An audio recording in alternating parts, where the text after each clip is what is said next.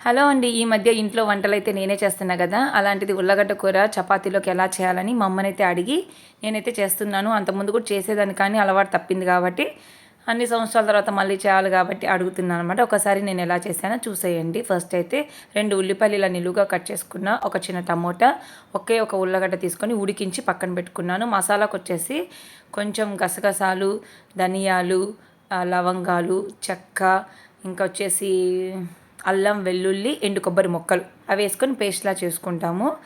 తర్వాత వచ్చేసి స్టవ్ మీద గిన్నె పెట్టి సరిపడా కొంచెం అయితే ఆయిల్ వేసుకొని నూనె హీట్ అయిన తర్వాత మనం తాలింపు కోసం తాలింపు గింజలు, కరివేపాకు, ఎండుమిర్చి అయితే వేసుకుంటాము. తాలింపు వేగిన తర్వాత కట్ చేసుకున్న ఉల్లిపాయ ముక్కలు, టమోటా వేసి కొంచెం పసుపు, కొంచెం ఉప్పు వేసి వీటిని అయితే కాసేపు మగ్గనివ్వాలండి. ఇందాక నేను మసాలా చూపించా కదా, మా అమ్మ అయితే మసాలా కూర మా ఇంట్లో ఏ కూర చేసినా సరే దాంట్లోకి అదే మసాలా వాడిద్ది అనమాట. ఒక స్పూన్ ధనియాలు, కొంచెం గసగసాలు, చెక్క, లవంగాలు, అల్లం, వెల్లుల్లి, ఎండు కొబ్బరి అలాగా.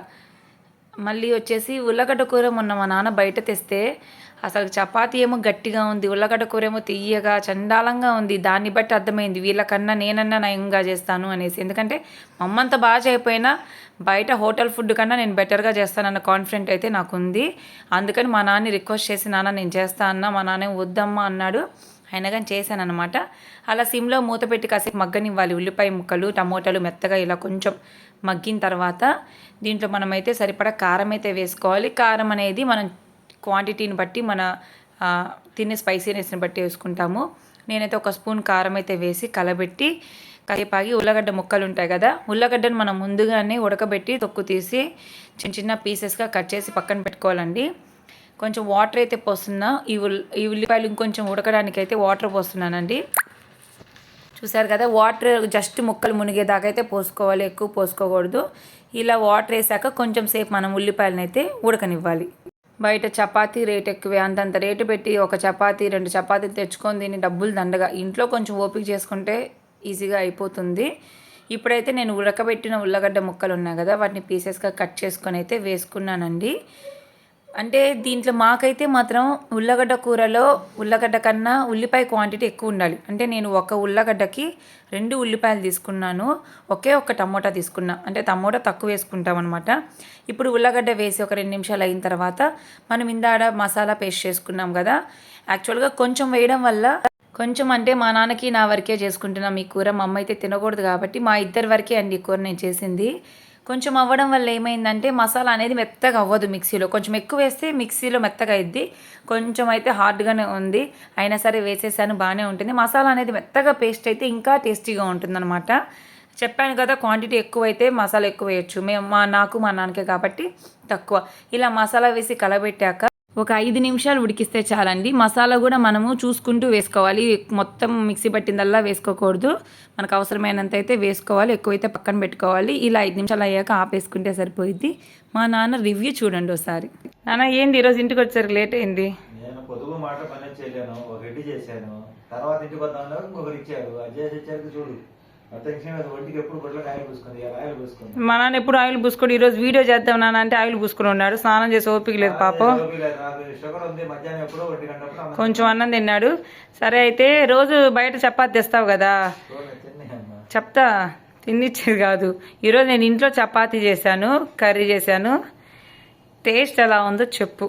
వంట బయట హోటల్లో ఉండే మన ఇంట్లో టేస్ట్ హోటల్లో రాదు. చపాతీ కూర మన ఇంట్లో చపాతీ కర్రీ బాగుంటుంది. కాదులే, అమ్మ చేయలేదన్నావు, నేను చేశాను కదా. కర్రీ ఎలా అనిపించింది మరి? కర్రీ బాగుంది, చపాతీ మెత్తగా బాగుంది. కర్రీ నువ్వు తిని చెప్తాను. మా నాన్న బయట చపాతి తెస్తాడు, కర్రీ తెస్తాడు. మొన్న కర్రీ తీయగా ఉంది, మా తమ్ముడు అయితే నోట్లో పెట్టుకుని ఊసేసాడు. అంత చండాలంగా ఉంది అక్క, తినలేదు. చపాతీ కూడా కొంచెం గట్టిగా ఉంటుంది కదా నాన్న బయట, మన ఇంట్లో అయితే సాఫ్ట్గా ఉంటుంది చపాతీ. కర్రీ నేనే చేశాను, నాకైతే బాగానే అనిపించింది కర్రీ. మా నాన్న రివ్యూ మరేంటో. కొంచెమైనా అమ్మ చేసినట్టు చేశానా? సరే, మన సబ్స్క్రైబర్స్కి చెప్పు నేను కర్రీ ఎలా చేశాను. నిజంగా మా అమ్మాయి కర్రీ బాగా చేసింది, చపాతీ మావిడి కలుస్తుంది. నేను పిండి కలిపి పెడితే ఇంకా మా అమ్మ సాది ఇచ్చిందనమాట. సూపర్గా చేశారు కర్రీ. నేనైతే ఇంకా స్నానం కూడా చేయలేదు, ఎందుకంటే నేను షుగరింగ్ వస్తుంది. సర్లే తినలే. ఇది విషయము. కర్రీ అయితే మా అమ్మని అడిగి చేశాను అనమాట. వీళ్ళు నన్ను చేయనీరు, ఎందుకంటే నీకు నడువు నొప్పి వస్తుందమ్మా, నువ్వు ఎందుకు కష్టపడ్డం బయట అంటారు. బయట టిఫిన్ ఏమో నాకు నచ్చదు. బయట ఫుడ్ ఇంట్లో వ్యతిరేకించేది మొదటి వ్యక్తి నేనే. ఇంట్లో చేసుకుందాం అంటే మీ అమ్మ చేయకూడదు, నీకేమో నడువు నొప్పి వస్తామా నేను తెస్తా అంటాడు. మా అమ్మ ఏమో చపాతీ దోసకాయ పప్పుతో తినేసింది, మా నాన్న చపాతీ ఆలు కర్రీతో తినేశాడు. నేను ఇందాక మా అమ్మతో పాటు చపాతీ తిన్నా, ఏందో ఎక్కువైపోయింది నాన్న నాకు ఒక్క చపాతీనే, ఇంకా తినలేకపోతున్నా. నిజంగా నాకైతే కర్రీ బాగా అనిపించింది, బట్ నిజం చెప్పాలి అంటే కొంచెం లైట్గా చేదుంది కదా, లేదా? అయితే మా నాన్న సాటిస్ఫై, ఐఎమ్ హ్యాపీ. మా నాన్నకి నచ్చిందంటే నేను హ్యాపీనే, ఎందుకంటే కష్టపడి చేస్తే మా నాన్న పాపం ట్రై చేస్తాడు. నేను ఎన్నిసార్లు ప్రయోగాలు చేసినా తింటాడు. అది నాకు ఇష్టం మా నాన్నకు చేసి పెట్టడం ఇలాగా.